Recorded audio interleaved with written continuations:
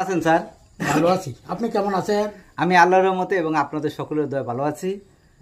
আজকে আমরা একটা অতি গুরুত্বপূর্ণ বিষয় নিয়ে আলোচনা করব। আমরা জানি যে ইতিমধ্যে আমাদের পার্শ্ববর্তী দেশ বাংলাদেশের অবস্থা খুবই খারাপ, উতাল পরিস্থিতি।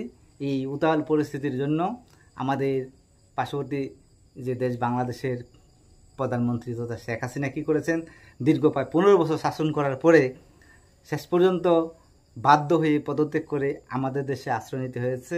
এবং আমি আমাদের দেশের প্রধানমন্ত্রীকে ওয়েলকাম জানাই, স্বাগত জানাই। তিনি আসার পরে আমি যতটুকু জানি তিনি সর্বদলীয় বৈঠক দেখেছেন এবং সর্বদলীয় বৈঠক ডাকার পরে কি করেছেন, আমাদের সরকার বুঝতে পেরেছেন যে আসলে যদি তাকে আশ্রয় দেওয়া হয় আমাদের দেশের কি হতে পারে, এর প্রভাব পড়তে পারে। এই জন্য সম্ভবত তাকে আশ্রয় দেওয়া হয়নি, তাই তিনি আপাতত লন্ডনে আছেন।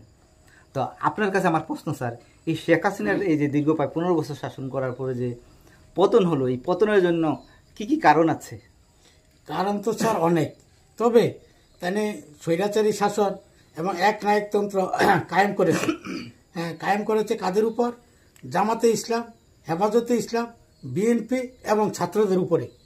হাবানা দিয়া ওইখানে রাষ্ট্রপতি শাসন, হাবানা দিয়া ওইখানে এমপি ইলেকশন করে। হাবানা মানে বুঝলাম না স্যার। মানে হা এবং না, মানে তাদেরকে সমর্থন করলে হা, নাইলে না। ঠিক আছে স্যার, কিন্তু এটি তো ওইখানে ভোট দিতে দেয় না, ভোট দেওয়ার অধিকার থেকে বঞ্চিত করে রেখেছে। ঠিক আছে স্যার, ঠিক আছে, আপনি সুন্দর বলছেন। অর্থাৎ আপনি বলতে চাচ্ছেন যে বাংলাদেশের যে বর্তমানে যে শেখ হাসিনা সরকার, তার পতনের মেইন কারণ হলো তিনি গণতন্ত্রের নামে দেশ ও জাতির সাথে প্রতারণা করেছেন। যদিও বাংলাদেশে স্বাধীন হয়েছে, সেই ক্ষেত্রে ভারত সরকারের বিরাট অবদান আছে, সহযোগিতা করেছেন। এবং বাংলাদেশের স্বাধীন হওয়ার ক্ষেত্রে যে শেখ মুজিবুর রহমান খুব চেষ্টা করেছেন, তার অনেক অবদান আছে, এই কথা অস্বীকার করতে পারবে না। অর্থাৎ আপনি বলছেন তার বাবা স্বাধীন করলো, কিন্তু সেই শেখ মুজিবুরের কন্যার কারণে কি করেছেন, তার বাবার নামকে কি করেন, কলঙ্কিত করেছেন, গণতন্ত্রের নামে জনগণের সাথে ধোঁকাবাজি করেছেন, শোষণ শাসন চালিয়েছেন। এছাড়া তিনি কি করেছেন, মুক্তিযুদ্ধের শুধু কর্মীদেরকে বিভিন্ন সুযোগ সুবিধা দিয়েছেন, দেশের মেধাবীদের বঞ্চনা করেছেন, কোটার নামে কি করেছেন, বিভিন্ন সুযোগ সুবিধা কি করেছেন, বিভিন্ন লোককে দিয়েছেন, তার দলের লোককে দিয়েছেন এবং মেধাবীদের বঞ্চিত করেছেন। শেষ পর্যন্ত বাধ্য হয়ে জনগণ অর্থাৎ ছাত্র সমাজ এর বিরুদ্ধে আন্দোলন করতে বাধ্য হয়েছেন এবং শেষ পর্যন্ত পদত্যাগ করতে হয়েছে। ঠিক আছে। তো আপনার কাছে আমার প্রশ্ন, তো যে আসলে এটা কি আসলে ছাত্র আন্দোলন না আসলে অন্যান্য রাজনৈতিক দল জড়িত ছিল? এটার সাথে অন্যান্য রাজনৈতিক দল স্যার জড়িত ছিল। জড়িত কেন ছিল স্যার? সুষ্ঠু নির্বাচন হলে 10% ভোটও হাসিনা সরকার পাবে না। ঠিক আছে, শুনতে বলছেন। আমি আপনার কাছে আরেকটা প্রশ্ন, এই ছাত্র আন্দোলন আমি যতটুকু জানি 1952 সালে বাংলাদেশের ভাষা আন্দোলনকে কেন্দ্র করে ছাত্র আন্দোলন হয়েছিল, এটার আমরা ইতিহাসে আছে, আমরা ইতিহাস জানি। তো আমার মতে ছাত্র আন্দোলনের মতো একটা বিরাট, আমরা ছাত্র আন্দোলন তো 52 দেখিনি, আমরা 24-এর আন্দোলন দেখেছি, অনেক লোক তাতে মারা গেছে, অনেক ছাত্র সমাজ মারা গেছে। তবে আমার দুঃখ লেগেছে ছাত্র আন্দোলনের মতো আন্দোলনের গণতান্ত্রিক দেশে প্রধানমন্ত্রী সেনাবাহিনী কী করতে পারেন, এরকম নির্দেশ দেওয়াটা কিন্তু ঠিক না। কারণ এই দেশ কারোর বাবার না, এটা জনগণের। এটা দুঃখজনক। এর ফলবশত তিনি ভুগছেন বা এই জন্য তিনি শেষ মতো পদত্যাগ করতে হয়েছে। তা আমি যেটা বলতে চাচ্ছি, আসলে এই ছাত্র আন্দোলনের সাথে হেফাজতে ইসলাম বা এই যে জামাতে ইসলাম এটা জড়িত কিনা? বিএনপি এবং মাদ্রাসার ছেলেরাও জড়িত হয়ে গেছে লাস্টি দিয়া। কারণ কি জানেননি স্যার, একটা স্বাধীন দেশে 300-র মতো ছাত্র সামনাসামনি গুলি করে মেরেছে। সেনাবাহিনীকে অর্ডার দিয়েছে এবং পুলিশকে অর্ডার দিয়েছে সামনাসামনি গুলি করে মারার জন্য। ঠিক আছে স্যার, আপনার কথা বুঝতে পেরেছি। অর্থাৎ আপনি বলতে চাচ্ছেন স্বাধীন দেশে সেনাবাহিনী কিছু অর্ডার দিয়েছেন, সেনাবাহিনী কিছু কিছু ক্ষেত্রে করেছেন, লাস্টে সেনাবাহিনী যখন বুঝতে পেরেছেন আসলে তার কথা শোনা উচিত না, শেষ পর্যন্ত সেনাবাহিনী তাকে যারা আশ্রয় প্রশ্রয় দিয়েছেন তাকেই পরামর্শ দিয়েছেন যে তিনি দেশ থেকে চলে যায়। শেষ পর্যন্ত তিনি কি করেছেন, ইচ্ছা না থাকলেও চলে এসেছেন। সত্যি স্যার, খুব সুন্দর বলেছেন। তো এখানে এই আপনার উত্তরে আমি সন্তোষ হলাম। আরেকটি একটু বলি স্যার। বলুন স্যার, 71-এর সনে যে যুদ্ধটা, আমি ছোট ছিলাম, 71 সনের যুদ্ধে স্যার হ্যাঁ ভাবে করেছে। 71 সনের যুদ্ধে 30 লাখ লোক প্রাণ দিয়েছে বাংলাদেশের বুকে। কিন্তু একটা স্বাধীন দেশে সার্বভৌম রাষ্ট্র 71 সনে স্বাধীনতা পেয়েছে, এরপরেও কেন এই 300 হইতে 400 লোক দেখুন ইংরেজিতে একটা কথা আছে, in every action there has equal and opposite reaction. প্রত্যেকের সমান বিপরীত প্রতিক্রিয়া আছে। খারাপ করলে খারাপের ফল একদিন ভোগ করতে হবে। শেখ হাসিনা হয়তো ভুল করেছেন, সেজন্য শেখ হাসিনা দেখেন তার সময় থাকতে পদত্যাগ করতে হয়েছে।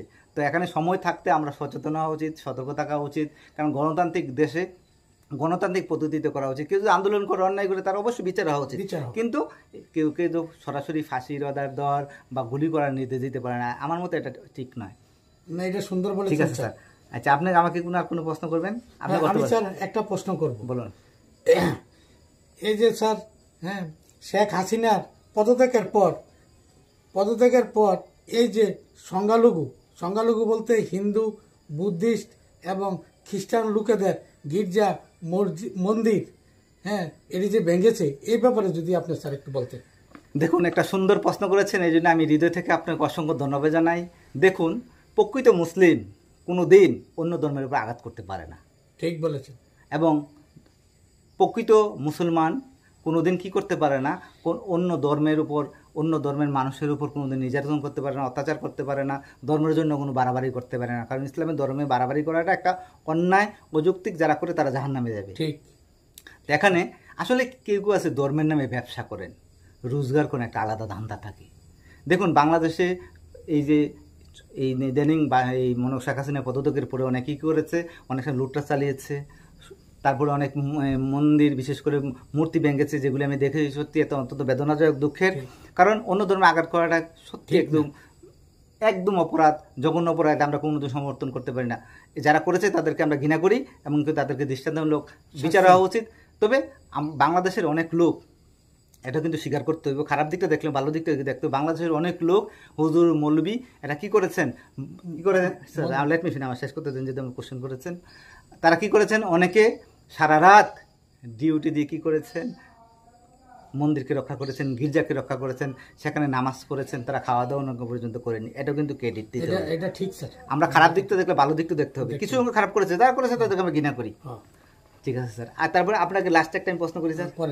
এই যে মনে করেন শেখ হাসিনা দীর্ঘ ক্ষমতার পরে কি করেছিল, তার বাবা এই দেশকে শাসন করে, এই স্বাধীনতার ক্ষেত্রে বিরাট অবদান রেখেছে, এই জন্য পেয়েছেন। তো সেই অর্থে তিনি দীর্ঘদিন ক্ষমতাও ছিলেন, কিন্তু শেষ পর্যন্ত তার পতন হতে হলো। এই ক্ষেত্রে আমাদের শিক্ষণীয় বিষয় কি? এখানে শিক্ষণীয় বিষয় এটাই, যারা স্বৈরাচারী করে, যারা একনায়কতন্ত্র চালায়, যারা জোর জুলুম করে, তারা কিন্তু বেশি দিন ক্ষমতায় টিকে থাকতে পারে না। ঠিক আছে, এটাই আমার শেষ কথা। সুন্দর বলছেন। অর্থাৎ আপনি বলতে যাচ্ছেন, বিশ্বের মধ্যে শোষণ, শাসন, অত্যাচার, জুলুম কোনোদিন দীর্ঘস্থায়ী হতে পারে না। এই শোষণ শাসনের মাত্রা যখন দীর্ঘ হবে, একদিনে জনবিস্ফোরণ হবে, সেই জনবিস্ফোরণের ফলে ক্ষমতাকে ছারকার হয়ে যাবে। দেখুন, এখানে বাংলাদেশের সরকারকে পতনের জন্য জামায়াত ইসলাম, হেফাজতুল ইসলাম অনেক লড়াই করেছে, কিন্তু পারেনি। শেষ পর্যন্ত ছাত্র আন্দোলনকে কেন্দ্র করে কি করেছে, সেই সরকারের পতন হয়েছে। অর্থাৎ আপনি বলতে যাচ্ছেন, শোষণ, শাসন, অত্যাচার, জুলুম কোনোদিন চিরস্থায়ী হতে পারে না। তাই গণতন্ত্রের নামে যাতে ধোঁকাবাজি না হয়, বিশ্বের বিভিন্ন দেশে, যে সমস্ত দেশে বা যে সমস্ত এলাকায় শোষণ শাসনের নামে জনগণের সাথে ধোঁকাবাজি হয়, এটা যাতে না হয়, তাদের জন্য একটা লেসন। অর্থাৎ এরকম হলে শেষ পর্যন্ত জনগণ বিস্ফোরণ হবে, সে হয়তো ক্ষমতা হারিয়ে পালিয়ে যেতে হবে। এটা বলতে চাচ্ছেন? সত্যি স্যার, এটা 100% শিওর স্যার। ঠিক আছে স্যার, আপনি আজকে আমার সাথে মূল্যবান সময় দিয়েছেন, আপনি মূল্যবান বক্তব্য ব্যক্ত করেছেন, এই জন্য আমি ব্যক্তিগত আপনাকে অসংখ্য ধন্যবাদ জানাই। হ্যালো ডিয়ার ভিউয়ার্স, আজকে আমরা আন্তর্জাতিক পরিস্থিতি, বিশেষ করে বাংলাদেশের পরিস্থিতি নিয়ে আলোচনা করেছি। এতে কোনো ভুলভ্রান্তি হলে ক্ষমা করবেন, আর যদি ভালো লাগে ফলো করবেন, শেয়ার করবেন, তাহলে আমরা অনুপ্রাণিত আরও পেশাল ভিডিও দেওয়ার চেষ্টা করবো। Okay, thanks to all. Thank you sir.